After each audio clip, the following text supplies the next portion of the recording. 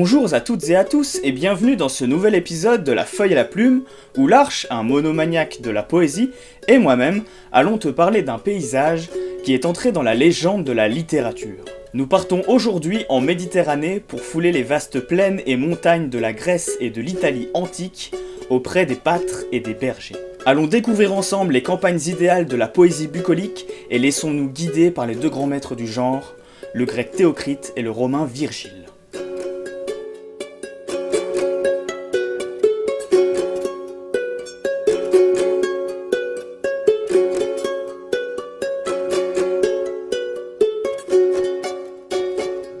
Bonjour à tous.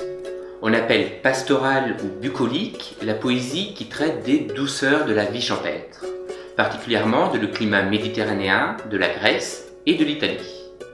Le terme bucolique vient du grec boukolos, qui désigne le berger, le bouvier ou le chevrier. Il s'agit donc de poèmes situés dans de grands espaces naturels, loin du tumulte et des intrigues de la ville. On y retrouve des bergers qui vont célébrer la nature ou une histoire amoureuse. Commençons par voir avec mon camarade à quoi ressemble le cadre de ce genre littéraire. La campagne méditerranéenne dans l'Antiquité. Voici la mer, la demeure de Poséidon, et l'Olympe au sommet inaccessible où séjourne le Panthéon grec. Ce panthéon, qui sera repris pratiquement à l'identique par les Romains en leur temps, est fortement lié à la géographie de la Grèce.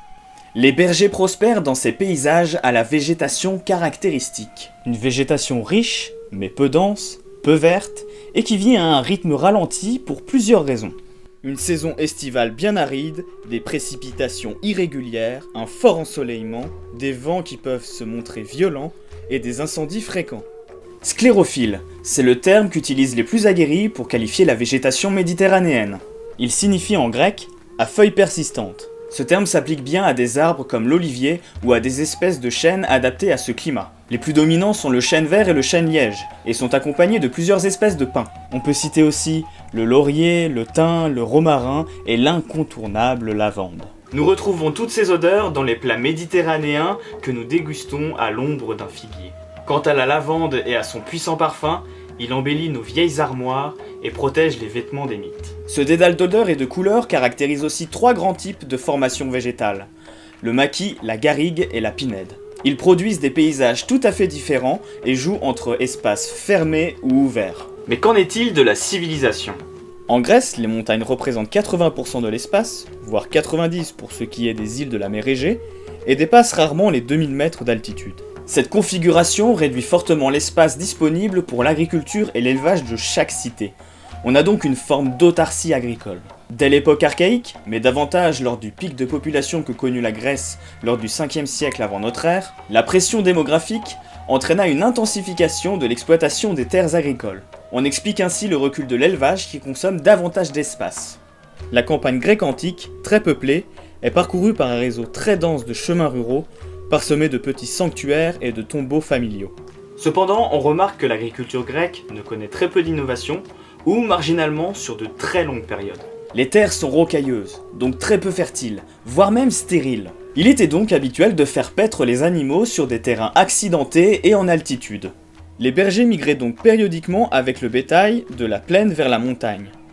Ils passaient l'essentiel de l'année dans la montagne et l'hiver en plaine. C'est la transhumance. Concernant le cheptel, les animaux les plus nombreux, bien que non indigènes, sont les moutons. Ils sont plus adaptés à la végétation méditerranéenne et apportent à l'éleveur de la laine, du lait, de la viande et du cuir. Les chèvres sont présentes surtout dans les petites exploitations. Meilleures laitières et à la reproduction plus rapide, elles ont l'avantage de pouvoir paître sur des terrains plus accidentés que les moutons, mais plus voraces à l'égard des vignes et des oliviers. On a aussi, en ville comme en campagne, les porcs, viande la plus consommée, et les volailles. Le bœuf, plus rare, est employé comme animal de labour ou de sacrifice. Après, chez les Romains, depuis la haute antiquité, l'élevage est une activité bien plus importante et un symbole de richesse. Les plaines fertiles sont plus communes en Italie, mais restent tout de même insuffisantes pour nourrir une ville telle que Rome qui ne cessera de s'agrandir. On pratique donc aussi la transhumance où les bovins étaient plus communs. Revenons à la poésie. Les thèmes et le langage du genre bucolique sont moins simples qu'il n'y paraît. Il faut en effet que les sentiments des personnages paraissent naïfs et agréables, sont tombés ni dans la vulgarité, ni dans un raffinement excessif. Il faut garder à l'esprit que les auteurs des poèmes sont des personnages urbains, même s'ils peuvent avoir une connaissance plus ou moins grande de la vie rurale. Ils ne font pas un reportage sur les bergers, ni sur les mœurs dans les campagnes. Ils composent au contraire de petites pièces charmantes dans une nature idéalisée, qui est bienveillante et agréable. Il s'agit donc d'une imitation de la vie champêtre idéale, une sorte d'âge d'or où l'homme vit en harmonie avec la nature et où l'absence d'éducation et de confort ne l'empêche pas d'avoir autant de noblesse intellectuelle que de pureté morale. Du coup, la poésie bucolique naît du contraste entre la simplicité d'une vie rêvée dans les champs et les raffinements et les complications de la vie réelle dans les villes. Tel fut sans doute le sentiment qui dut animer Théocrite et Virgile lorsqu'ils composèrent leurs admirables bucoliques. Depuis longtemps, les Grecs et les Romains avaient perdu leur simplicité primitive et l'innocence de leur première vie toute pastorale. Ils venaient à peine d'être arrachés aux troubles des factions et des guerres civiles. Le genre bucolique est donc le genre de la nostalgie. La nostalgie d'un âge d'or rêvé où n'importe quel berger peut avoir la même prestance, la même intelligence, la même culture qu'un Athénien de l'époque classique, mais sans avoir à passer par tous les problèmes entraînés par le développement des villes. Quittons donc la nature pour nous tourner vers la cité antique et voyons quel est le ratio urbain-rural à cette époque. Actuellement, les historiens et les archéologues s'entendent sur la croissance démographique et l'occupation de l'espace rural du monde grec entre le 8e et le 4e siècle avant notre ère. Par contre, la situation des siècles suivants est plus controversée. La Grèce était essentiellement rurale. Elle occupait 80% de la population pendant toute l'Antiquité. Entre multiplication et diminution des sites ruraux, on observe à la fois des variations de la population de la cité et de l'intensité des exploitations de l'espace rural. Cependant, divers travaux archéologiques ont révélé une baisse de l'occupation de l'espace rural dans certaines régions. On constate une forme d'exode rural au profit des villes plus intéressantes économiquement. Les fermes isolées ont particulièrement régressé au profit des fermes de plus en plus grandes. Cela laisse penser à une généralisation des grands domaines avec une agriculture à but plutôt pécuniaire, un élevage relativement extensif et aux mains d'une riche aristocratie souvent d'origine romaine. Après, il existe une autre explication possible. Peut-être s'agissait-il tout simplement d'habitats groupés. Mais indéniablement, l'activité rurale décline. On privilégie les terres faciles à cultiver, fertiles ou proches des routes. Le reste est voué à l'élevage ou même abandonné. D'autres explications peuvent aussi être avancées, comme une érosion des sols due à la surexploitation ou une désorganisation de l'espace rural suite à des affrontements. Après, il faut mettre des pincettes sur cette interprétation démographique, car elle est jugée trop fragile et trop schématique par rapport à certains historiens, surtout qu'elle n'est pas valide dans plusieurs territoires en Grèce. Résumons maintenant la situation chez les Romains. Entre le Xe siècle avant notre ère et le IVe siècle de notre ère, la question de nourrir la population, et notamment d'une grande ville telle que Rome, devient de plus en plus difficile. Certes, des avancées agricoles ont vu le jour au cours des siècles, mais on observe surtout une évolution de la gestion des territoires, avec un certain avantage pour les familles influentes et impliquées dans la politique de Rome. Suite aux révoltes d'esclaves et à un adoucissement de leurs conditions de vie, l'exploitation des terres devient trop chère pour ces grandes familles gourmandes en esclaves. Leurs domaines seront divisés en plusieurs petits, entretenus par des paysans sans terre, moyennant une taxe en nature ou en argent. C'est ce qui conduira au servage et à la polyculture au Moyen-Âge. Au 1er siècle de notre ère, sur une population estimée à 6,5 millions, plus d'un tiers travaillait dans l'agriculture. On comptait 1 million de fermiers. Et faute de terres peu fertiles, ce ratio n'est même pas suffisant pour nourrir le peuple, car Rome subira de nombreuses périodes de famine, et dépendra lourdement de l'importation du blé égyptien. Comme je le disais tout à l'heure, le genre bucolique ne montre jamais de bergers grossiers ou misérables. Ils ont tous des caractères nobles et purs, un peu comme des bons sauvages de Rousseau qui vivraient dans une sorte de jardin d'Éden. Tout ce qui plaît doit être naturel, mais tout ce qui est naturel ne plaît pas forcément.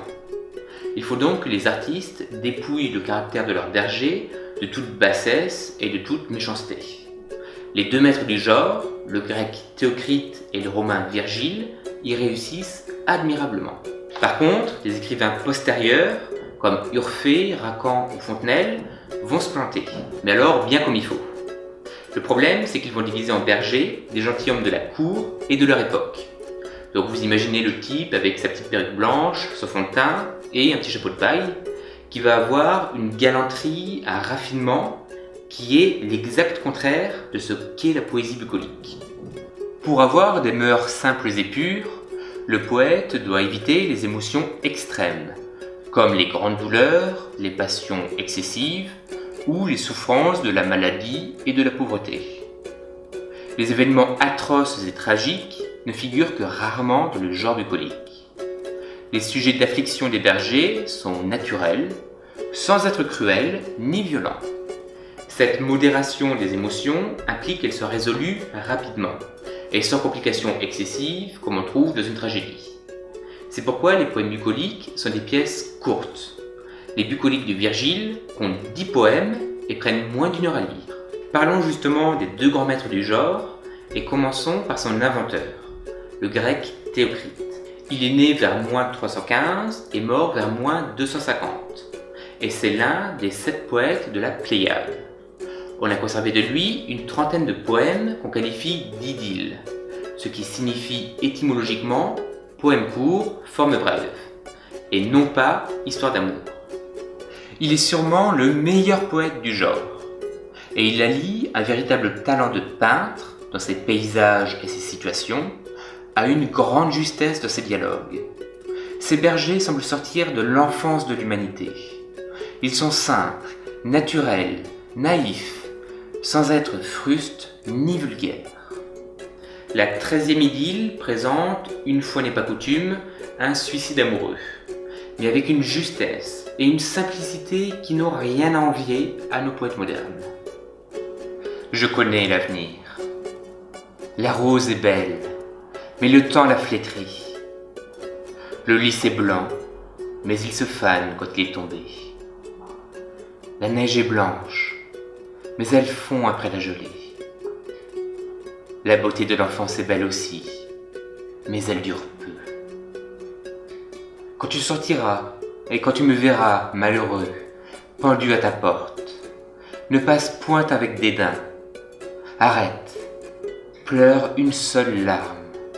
Détache-moi de la corde, enveloppe-moi de tes propres vêtements, et qu'étant mort, je reçoive un dernier baiser de toi. L'idylle 29 présente au contraire une belle déclaration d'amitié. Bon, avec un peu de tristesse aussi. Ô cher enfant, on dit que le vin et la vérité sont une même chose. Nous sommes ivres, soyons vrais. Pour moi, je te dirai tout ce que j'ai dans le cœur. Tu ne veux pas m'aimer entièrement, je le sais, car ta présence est la moitié de ma vie, et le reste est perdu. Quand tu le veux, je passe un jour égal à ceux des bienheureux.